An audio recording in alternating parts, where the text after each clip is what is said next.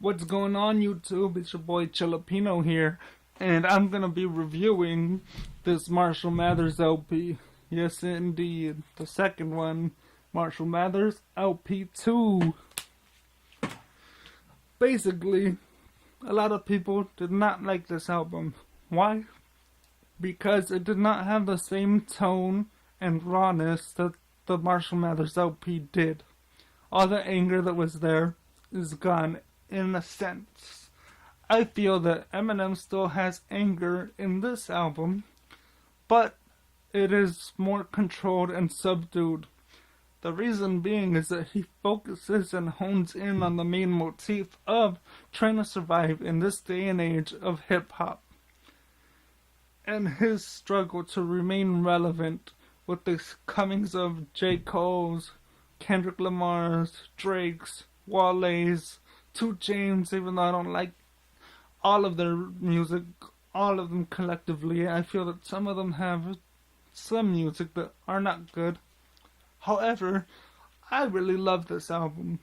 Why? Because of that motif. There are about 8 records on this album that are all have to do with that motif.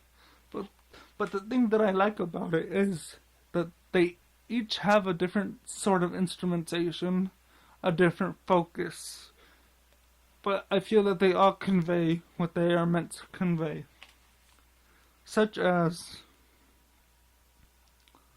Survival, Legacy, Berserk, Rap God, Stronger Than I Was, So Far, Evil Twin. Those are the main ones that have to deal with that main motif. It starts off with Bad Guy, which is a sequel to Stan. Basically, Bad Guy is told or narrated by Stan's brother, Matthew. Matthew plots to kill Eminem. He does so, and then it splits off once he goes off the bridge, the same way that Stan committed suicide and killed his wife or girlfriend, soon-to-be mother. And then it splits off, and then the instrumentation comes back, but it's a different instrumentation. Heavy strings that are really evoke powerful emotion. I don't even know what emotion, it's just powerful. And then the words that Eminem spits have to do with basically an abstract of what this album is about. It's about his evolution, his recognition of his hypocrisy with his raps, mentioning the word bitches and referencing ladies as bitches, and then his hatred that would come if some boy or some guy were to say the same word to his daughters and use it to express his daughters. And then it also talks about his struggle to remain relevant and how he uses Stan and Matthew as an example of people that you don't know what you have until it's gone, and then by then it's too late.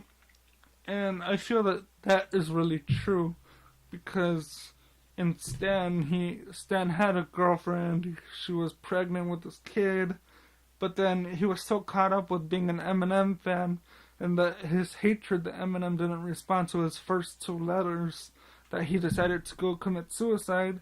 But then he also killed his girlfriend / wife. I don't remember exactly if it was wife or just girlfriend. And then Matthew being so caught up with his brother's suicide that he decides to go kill Eminem for no apparent reason in particular other than his selfishness for his brother's loss. It's understandable, but at the same time it's a little bit foolish in my opinion.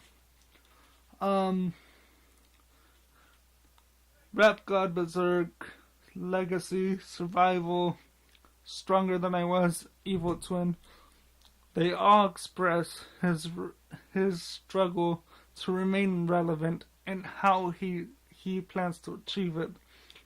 Basically, it's hip-hop.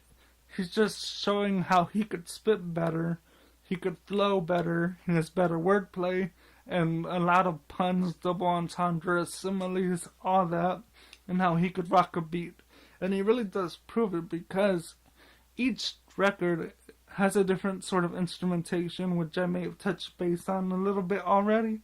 But some of them are more of a Beastie Boys vibe. Some of them are straight hip-hop oriented, sort of from the Slim Shady LP. While he has poppy records that are more geared towards relapse and recovery. And I feel that the Rhyme or Reason, The Monster, and Headlights are his most heartfelt records, other than Stronger Than I Was, where he's actually singing about his struggle for the main 3-4 minutes, and then he raps a verse. But I feel that his singing really complements it, the sadness in his voice, that this may be over, and that his battle with Father Time may conquer him. Rhyme or Reason talks about his non-existent relationship with his father and what he would do if he were to meet him. And The Monster is basically him saying goodbye to his demons, his past, all the anger in the Marshall Mathers LP, the Slim Shady LP, any of that. And the most clear representation of this, from the top of my head, is from the music video for The Monster. The main motif of The Monster music video is an elevator shaft where he's going, and with each level that he passes is something, whether it's the Slim Shady music video where Dr. Dre portrays a psychiatrist interviewing him, doing his psychiatrist thing, or at the very top where Eminem is in a cage, the same way he is on the Marshall Mathers LP cover art. And that's the most obvious, significant representation of what I'm trying to get at. Because on that scene, he's walking towards the cage, which has him in it, but it's his past self. And then once he gets close enough to observe it, it's like as if he's observing something in retrospect. And as soon as he approaches it, he backs away and turns away. He doesn't want the anger anymore. And that is really embodied well in Headlights, where he is apologizing to his mother. He's asking her forgiveness for his past songs that were hatred-induced, whether it be Cleaning Out My Closet or any other record. And I just like this album. I feel that it's really confessionalist, like confessionalist poetry.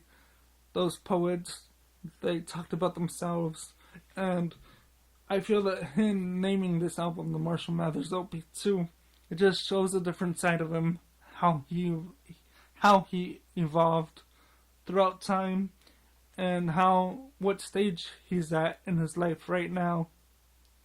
And I just really love this album. I give it a 10 out of 10 for the various instrumentations, his rap, his flow, he's on point, his wordplay, and just the heartfelt songs that are on here. I feel that it does really well, and yeah, just comment whether you agree, disagree, and why.